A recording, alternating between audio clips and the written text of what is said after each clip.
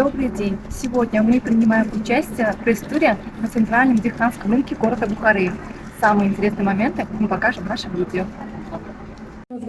Bozorun direktoriga kattakon rahmat deymiz. Mana shu yo'llar shunday ustasiga aytsam agar valuta edi-da. Asfalt emas edi, metro emas edi. Hamma sharoitlarni qilib berib, shvedlarni Pekinga qilib berib, bizga shu sharoitni yaratib berganlari uchun avval bu kishiga keyin prezidentimizga rahmat. Ruxsat berganlar. Yo'q, to'lamaydi. Bu masalaga to'lamaydi deganlarga bularga bir oylik shartnoma qilingan bitkaga sonishli panel qo'ydik, bozor hisobidan sonishli panelni shartnomalarga ichiga qo'yib, hech qachon svetsiz bo'lmasa. Kelishimiz maqsadi nima? Mana shu sotuvchilarni o'zidan ham so'rashingiz mumkin. Eng muhimi ularga o sharoit yaratilgan. Birinchidan yopilmaydigan bo'lsa, ikkinchidan bruschatka. Va yuqorida aytganimizdek mana shu bruschatka davomiy sifatga keladi. Biz endi to'g'risi bruschatkani sifatiga ozgina ikkilangandik, lekin ona hozir tekshiruvdan o'tib o'zini oqladi. Demak, shu bizga bozorga kerakli bo'lgan bruschatka. Demak, bir qaror keldikki, aynan mana shu tipdan bir xil qilib quramiz. Boshqa emas. Chunki bilasizlar, bozorda harakat ko'p bo'ladi. Bu yerda o'sha yuklarni olib kirish imkonlari bor.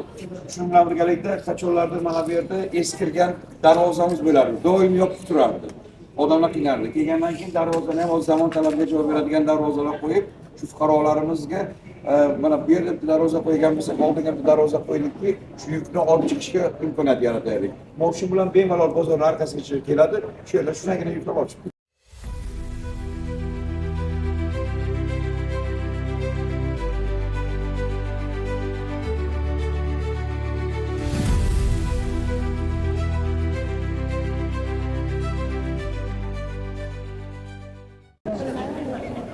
Bizga hammasi zo'r qulaychiligimiz, zo'r savdolarimiz, yaxshi xudoga shukr.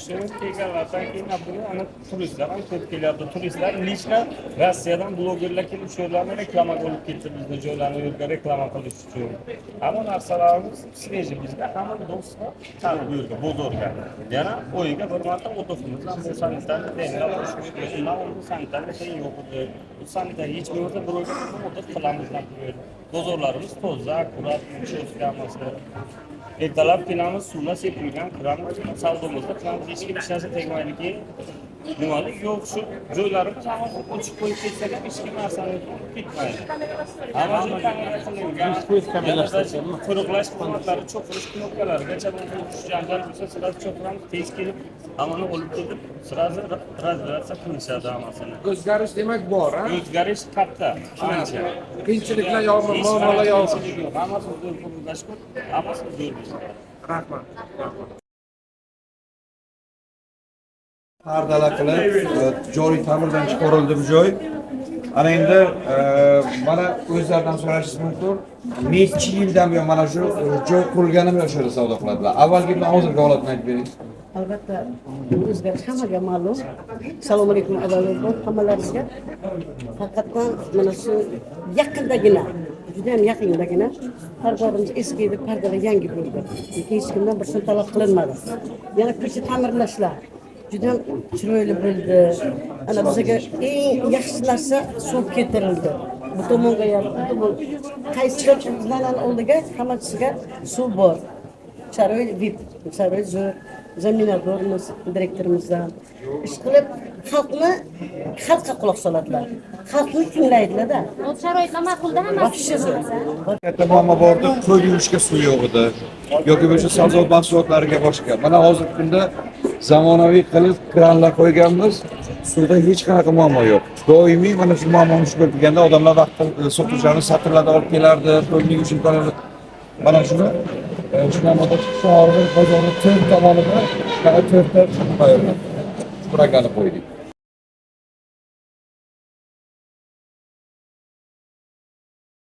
Avvalambor assalomu alaykum. Shu bozorga biz faoliyat yuritamiz.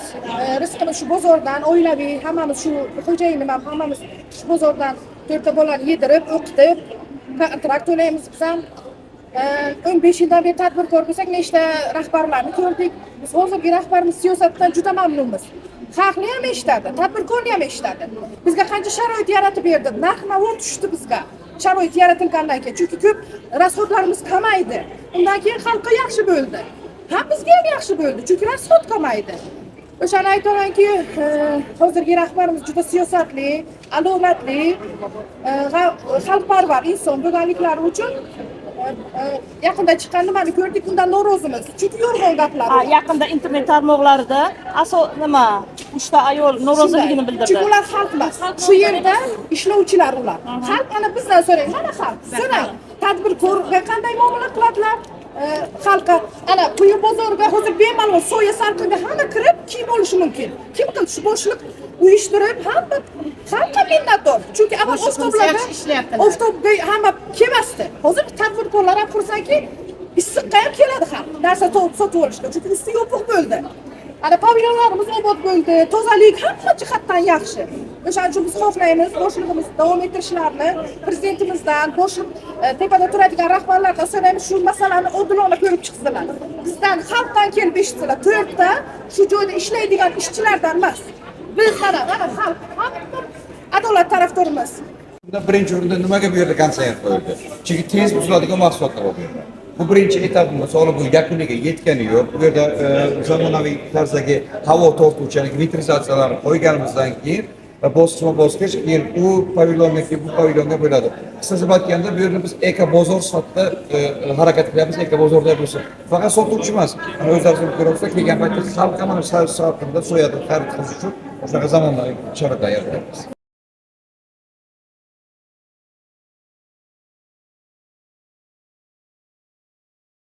Masalan 5 kişi norozi bo'lgan bo'lsa, ichkarida 70 kishi bo'ldi. Shuni yo'q, endi bu yer bozor bo'lganimizda hech kim kirmaydi degan biza xalqni eshitgan. Bizda masalan hech kim yo'qish bu to'yda ketilmaydi. Bizda odamlar yaxshi o'tirib savdo tozalashsin.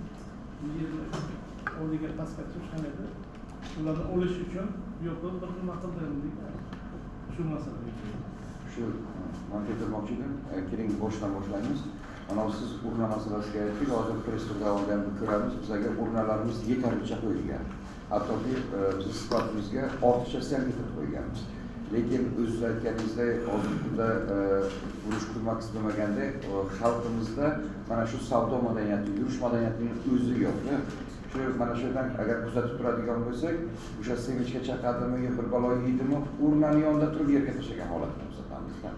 Ana endi teleshka masalasi bo'lsa, hozir tushamiz, bizda deyarli teleshka qolmagan. Teleshkalar faqat yakshanba kuni ko'p xalq kelganligi va mana shu xaridorni sotuvchilar ko'pligi bo'lgani uchun ular keladi. O'sha kunga paydo bo'lib qoladi, ular ham sanoqli. Lekin ular bozor ma'muriyatiga qarashli emas. Ular o'zini shaxsiy teleshkalar bilan kiradi. Endi biz ularga gapirmaymiz, mayli endi bu non topish kerak, hamma rizq o'zi degan holda qilamiz. Lekin to'g'ri ta'kidlab o'tdingiz, buni biz rahbar bilan bir necha marotaba o'zimiz to'xtatib ham aytganmiz. Shu hattoki motorollerlar bilan yurgan holatda rahbarlar to'xtatganmizki, bu xalq yuradigan joy, buni mumkin emas deb.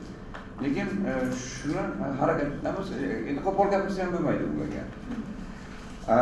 Nashat adejda bizani xodimlarimizga berilgan, u markaziy dehqon bozor deb yozilgan, lekin yozning issiq kuni bo'lganligi uchun ham havo haroratini ko'ryapmiz, 50 dan oshyapti. Shu uchun ham biz hozirgi kecha kunduzda yozda majburiyat qo'ymaymiz format kiyishda, lekin qish bo'ladigan bo'lsa, albatta hammasi bir xil spesifikalarni ta'minlab qo'yganmiz. Darvoza masalasiga keladigan bo'lsak, bilasiz, shahar bedarvoza emas degan gap bekorga qolmagan. Bizda markaziy dehqon bozorimizga kiruvchi asosiy darvozamiz mavjud. Siz aytgan darvozalar bu pojarniy kod hisoblanadi. Ya'niki yong'in sodir bo'lganda, ekstra xush bo'lganda ochishimiz kerak. Mana shuni inobatga olib biz buni yopgan edik, to'g'ri. Chunki nazorat qilishimiz qiyin bo'ladi. Eng muhimi buni yopishimizdan maqsad nima? Darvoza bitta darvozadan kirib chiqadigan bo'lsa, bu hammasi jinoyatchilikni oldini olish va uni erta aniqlashga qaratilgan. Bizni hozirgi kunda mana shu bozor hududida 83 ta oddiy kamera bo'lsa, 20 dan ziyod shaxsni yuzini tanuvchi kameralarni o'rnatganmiz. Jumladan o'sha kameralar mana shu asosiy xodga qo'yilgan. Agar bu 4-5 tomondan kiradigan bo'lsa, biz jinoyatchilikni oldini ololmaymiz. To'g'risini aytish kerak, buni yaxshilaydigan joyimiz yo'q. Kuniga 10 dan ziyod fuqaro kelib murojaat qiladi.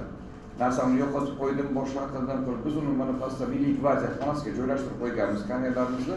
mana shu kameralar orqali Milliy gvardiya xodimlari o'z vaqtida qolyapti. Shuning uchun ham bu darvoza yopilgan edi, lekin yana o'sha xalqning talabidan kelib chiqqan holda video исключение mayli dedik, shu ochib qo'yamiz, kirib chiqsin. Lekin buni bo'ladigan bo'lsa, biz nazorat qila olmaymiz, ya'ni tozalikka e'tibor qila olmaymiz. Nima taqdirda ham bozor rahbari bitta bo'ladigan bo'lsa, uning o'rinbosari keling, ma'muriyat o'nta bo'lsin. İşçilerimiz bilan 15, 20 ta, 25 ta odam biz tozalikni nazorat qila olmay qolamiz. Va oqibat siz aytgandek salbiy holatlar, shu axlat tashlashlar boshqa bo'ladi-yu, lekin ba'zi bir noinsof fuqarolarimiz o'shani shiq rasmga olib, o'zi tashlagan kerak axlatlarni xuddi kimdir buyurtmas qilganda, keyin buni saytlarga chiqarishga harakat qiladi. Biz endi o'rganib qolganmiz, mayli, ularni haqida ularga qarshi qilmoqchi emasmiz. Sizlar orqali demoqchi bo'lganimizki, qanaqa muammo bo'lsa marhamat, tuni kun biz shu yerdamiz. Rahbar shu yerga kelib murojaat qilsalar, uni ustiga oladi.